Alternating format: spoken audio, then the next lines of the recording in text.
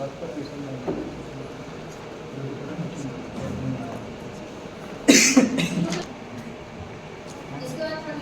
उल्टी लगता है, पता ना अभी इसलिए कुछ ना बताऊँ यार, मेरा मूड खराब है।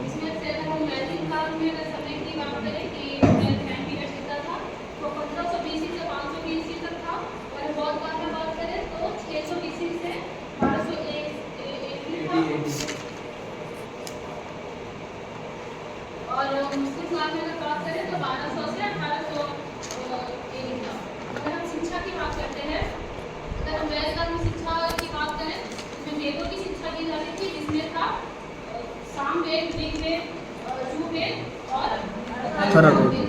और हम बौद्ध काल में अगर बात करें तो यहाँ पर त्रिपिटक की शिक्षा की जाती थी, जिसमें से था सूत पिटक, विनय पिटक, अभिधर्म पिटक। और अगर हम मुस्लिम काल में बात करें तो इसमें कुरान की शिक्षा दी जाती थी, जिसमें इस्लामिक धर्म और उसके नियम बताए जाते थे, इस्लाम से कहाँ बताया जाता था।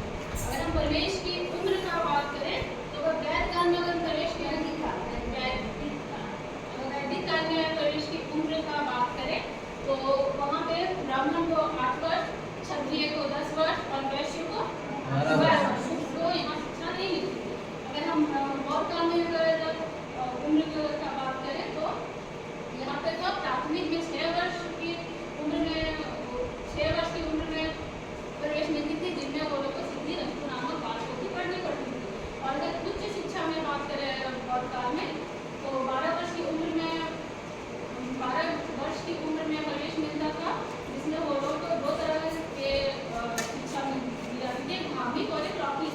और अगर वही मुस्लिम काल में बात करें शिक्षा की तो यहाँ पे कुरान अगर बात है शिक्षा की, इसमें कुरान की शिक्षा दी जाती है। अब अगर संस्कार की अगर बात करें वैदिक काल में तो यहाँ पे उपनयन संस्कार से स्टार्ट किया जाता था और समापन संस्कार से समाप्त किया जाता था। और बौद्ध काल में बात करें तो उसमें बौद्ध संस्कार से स्टार्ट किया जाता था। और मुस्लिम काल में अगर बात करें तो मुस्लिम काल में बिस्मिल्लाह से स्टार्ट किया जाता था।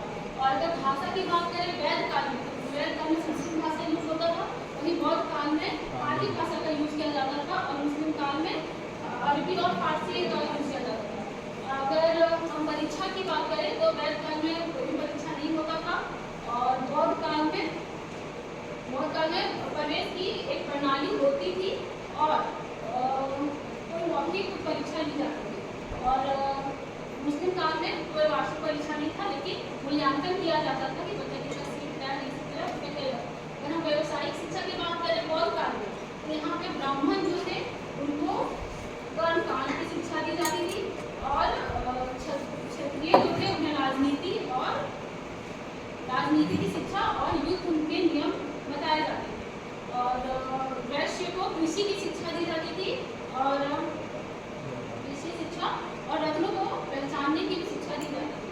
और वही बौद्ध काल में व्यवसाय के लिए कला कौशल पर ध्यान दिया जाता था और वाणिज्य शिक्षा में सिलाई बुनाई कढ़ाई पे भी ध्यान दिया जाता था। अगर मुस्लिम काल में कला कौशल के अलावा एक महत्वपूर्ण शिक्षा जो था वो था चिकित्सा शास्त्र। उसमें मुस्लिम काल में चिकित्सा शास्त्र के बारे में बात करता था।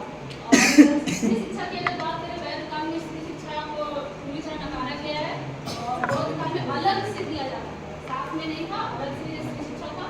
और मुस्लिम काल में पर्दा प्रथा के कारण स्त्री शिक्षा नहीं था। अध्यापक की अगर बात करें तो वैदिक काल में जो अध्यापक होते थे उन्हें गुरु कहा जाता था और जो ब्राह्मण होते थे वो अध्यापक के तौर पर पढ़ाते थे। और बौद्ध काल में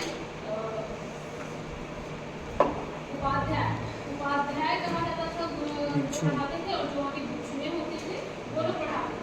और वही मुस्लिम काल में बात करें तो उन्हें उस्ताद